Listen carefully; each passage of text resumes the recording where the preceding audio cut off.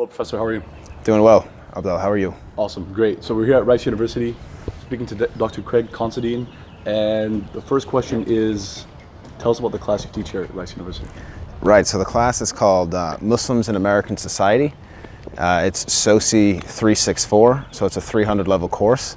And it's a sociological course. So a lot of people think that it's based in Islamic studies, but it's actually rooted in sociology, which is quite different. So what we don't do in class is we don't necessarily deal a lot with like the Quran and the Hadith and some of the foundational principles of Islam. We're trying to focus on Muslims in the context of American society. So what we do is we delve into the history. We get into this emerging body of knowledge that actually suggests that Muslims were probably on US soil hundreds and hundreds of years before the United States even existed.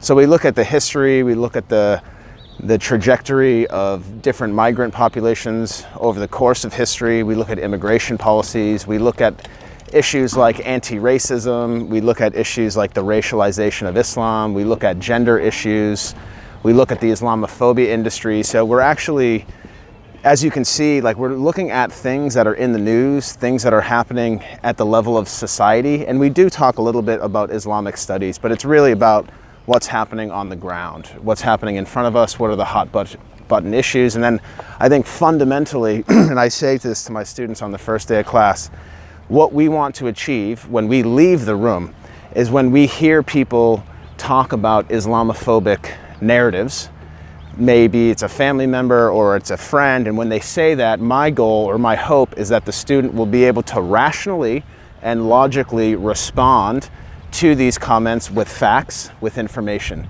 to try to work to dispel some of the myths. So that's the class, yeah. I'm very curious to know like what kind of responses you get from students, and what feedback do they give you, and are they all just very much like easily accepting of old ideas that you share, or do you ever have a pushback? Do you guys get debate? Yeah. What are the discussions like?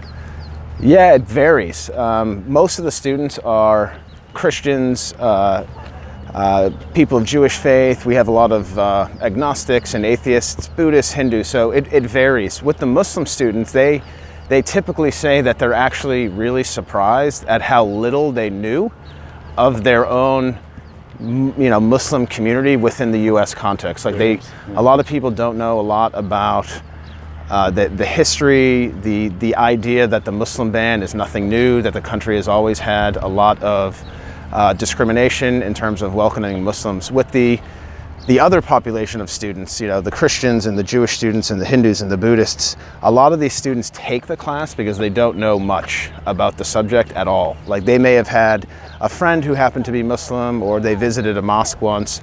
So their level of curiosity is massive. Like they just don't know much of anything. So those are the students that really like get their eyes like wide open, and they're just like, wow, there's a lot to learn about this subject. So it varies. In terms of the kind of pushback, like I make it clear early in the class that we're attempting to have a constructive dialogue. And I tell them I don't debate, I dialogue, So like the purpose of our class is not to debate whether Allah is superior to the Christian God. We don't do any of that in my class. That's not very productive, it's not very constructive. So there isn't really a lot of pushback because everyone is there for the right reason. Everyone wants to learn, everyone wants to learn about ways of building bridges with people of different faiths. So my experience has been very positive. Awesome, very cool. So you mentioned the Islamophobia industry, you also mentioned the travel ban. Yes. So I want to ask you about each of those things. You spoke with Professor Considine just a couple weeks ago about Islamophobia. What do you think the takeaways were from that lecture, from that event? Well, a lot of things. One, the Muslim ban is nothing new. This country, from its very foundation, has always had and adopted immigration policies that are blatantly discriminatory towards people of Muslim faith around the world. So we have to understand that the Muslim ban is nothing new, because in doing so, it challenges us to go back into our own history as Americans and to figure out how we've always approached the people of Muslim faith. The other thing that we talked about with the Khalid Badoon event, and shout out to Khalid, my good friend, this idea that liberal Islamophobia exists. And this is, I think, a field or a subfield within the larger realm of Islam in America that needs more attention. You have a lot of people on the left who are really actually frowning upon religion. And we had someone like Sam Harris, who is a prominent Islamophobe within the Islamophobia industry. Doesn't like religion in general, but he calls like Islam the motherlode of bad ideas in terms of religion. So, and Bill Maher, who hosted him, you know, we have to understand that, you know, Islamophobia isn't just Donald Trump saying Islam hates us. It's not just about the Muslim ban. There are idiosyncrasies that happen even on a campus like Rice. You know, no place is perfect. Some Rice students have mentioned that there are kind of microaggressions and hidden biases that pop up, that are quite real. So we also talked about the power of social media in exacerbating Islamophobia, which is really, I was just meeting with some students, and it seems like social media is really good in some instances for fighting back against Islamophobia after a terrorist attack like what happened in Christchurch. But social media is also one of the reasons why the Christchurch happened in the first place, because there's so much misinformation and propaganda and just ridiculous rhetoric that is popping up on social media. So it's kind of the double-edged sword, if I could call it that. Yeah, I mean, he mentioned it directly, right? He mentioned Trump in his manifesto. He mentioned, I mean, so he was all the way in New Zealand. Yep. But I mean, the world's like one village, right? The world is one village. He directly mentioned the president, saying that he is basically a symbol of white supremacy, which is nothing new, I think, to people like ourselves. We kind of knew that. But we also have to recognize that, you know, as you mentioned, this is a global village. We are no longer isolated within our own communities and within our own nations regarding things that happen elsewhere. White nationalism, white supremacy is not a unique issue to New Zealand. It's not a unique issue to the United States. And with social media, it's become emboldened because it allows white nationalists and white supremacists to connect online, virtually. And that's where the people are getting radicalized.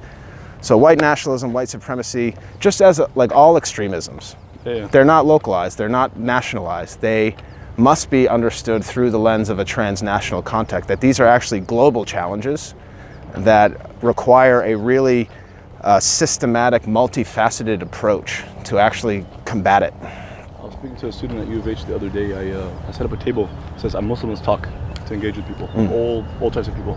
One guy came up and he was, you know, kind of, I would say, anxious. He's like, you know, what are you guys doing to combat racism within the Muslim community? Not racism, sorry, radicalism in the Muslim community. And he was very serious about that. It seems like he got a lot of misinformation. It's a classic line. It is a classic line, and I've obviously heard it many times, and I read articles on it. But then it was face to face. It was in front of me. It was, you know, in front of the camera. Yeah. So, but one of the things I mentioned to him, and it took him aback, and then I had a chance to, you know, to clarify, was that that ISIS and Al-Qaeda and these groups, they're not Orthodox Muslims. They're not traditional. These are contemporary, modern. It's a modern phenomenon. It's a modern manifestation. They're modern manifestations, exactly. Yeah, people think this idea of responding to contemporary issues. You said it's a modern global issue that we have radicalization through the internet. Yeah. So ISIS is just a product of that.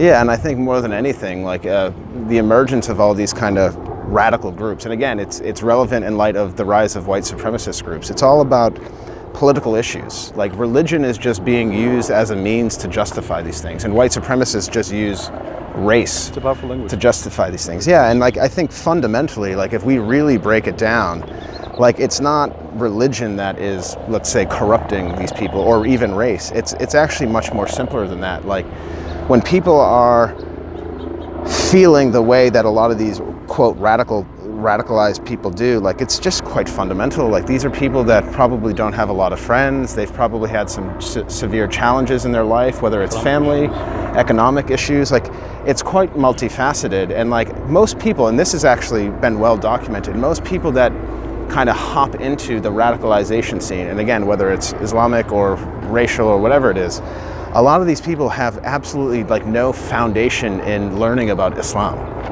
And it's been documented in Brussels and in some of these attacks in Europe. Like a lot of these guys, these young men who claim to be Muslim, they grew up in underprivileged urban environments where things are rife, like gang violence is rife, and like it's just not a good situation.